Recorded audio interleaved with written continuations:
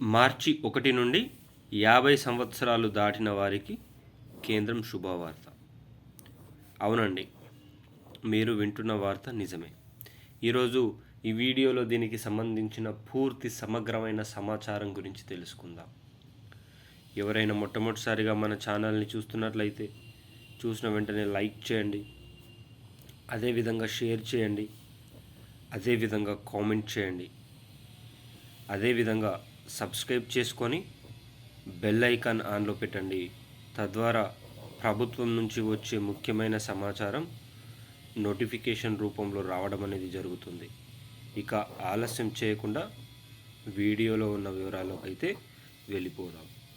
చాలామంది దగ్గర Aadhaar card, ration card, pan card ఉందా చాలు, ప్రభుత్వం నుంచి వచ్చే ప్రతి ఒక్క ప్రజా సంక్షేమ పథకం తన ఒళ్ళోకి వస్తుందని అనుకుంటారు. కానీ మీ దగ్గర సీనియర్ సిటిజన్ కార్డు ఉందా?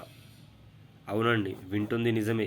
50 సంవత్సరాల పైచిలుకు ఉన్నవారు ఈ సీనియర్ సిటిజన్ కార్డు తీసుకోవడం వల్ల 1,00,000 ఉపయోగాలు ఉన్నాయని చెప్పుకోవచ్చు. ఒకటి, రైళ్లలో బస్సుల్లో ప్రయాణించే వారికి టికెట్లో రాయితీ, దేవస్థానాలకు వెళ్ళే వారికి ప్రత్యేక దేవస్థాన ప్రదర్శనలు,